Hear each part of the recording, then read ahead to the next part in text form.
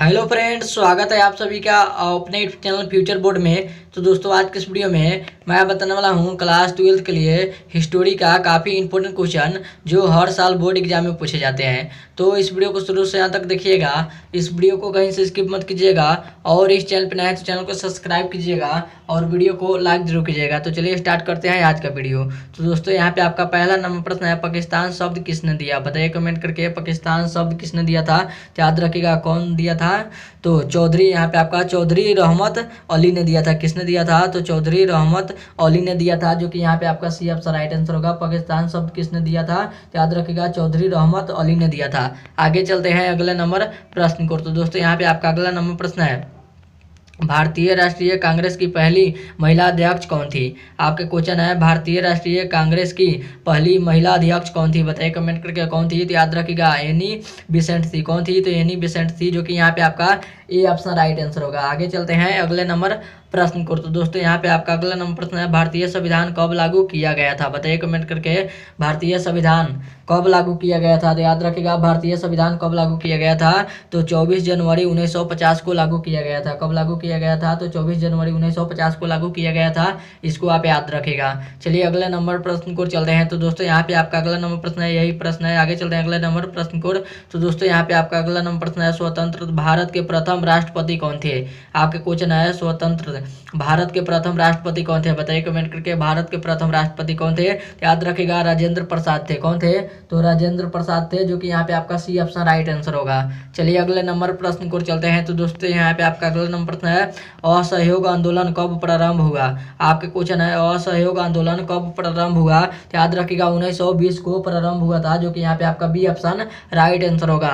चलिए अगले नंबर प्रश्न को चलते हैं। तो दोस्तों, यहाँ पे आपका अगला नंबर प्रश्न है, साइनम कमीशन भारत कब आया? आपका क्वेश्चन है, साइनम कमीशन भारत कब आया? बताइए कमेंट करके, साइमन कमीशन भारत कब आया? तो याद रखिएगा कब आया था। तो याद रखिएगा कब आया था? तो 1928 ईस्वी को आया था, जो कि यहाँ पे आपका बी ऑप्शन राइट आंसर होगा। आगे चलते हैं अगले नंबर प्रश्न को। तो दोस्तों, यहाँ पे आपका अगला नंबर प्रश्न है, 1919 के अधिनियम को कहा जाता है? तो बताइए क्या कहा जाता है? आपका क्वेश्चन है, 1919 के अधिनियम को क्या कहा जाता है? याद रखिएगा यहाँ पे आपका सुधार एक्ट कहा जाता है। तो जेम्स फोर्ड सुधार एक्ट कहा जाता है, जो कि यहाँ पे आपका सी ऑप्शन राइट आंसर होगा।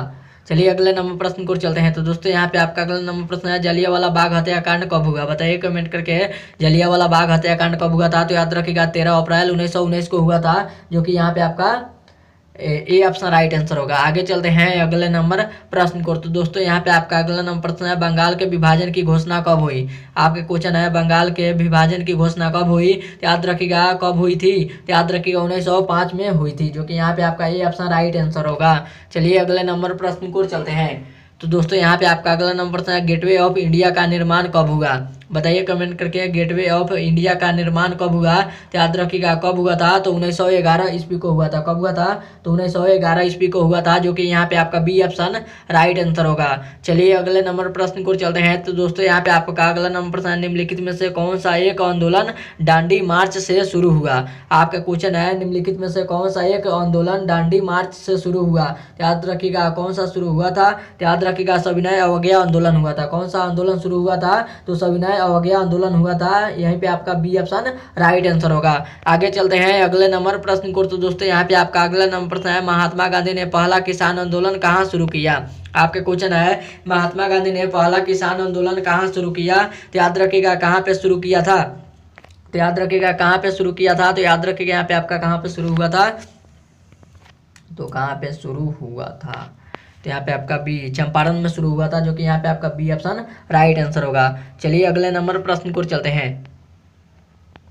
तो दोस्तों, यहाँ पे आपका अगला नंबर प्रश्न है, लखनऊ से, आपका क्वेश्चन है, लखनऊ से 1857 के विद्रोह का नेतृत्व किसने किया?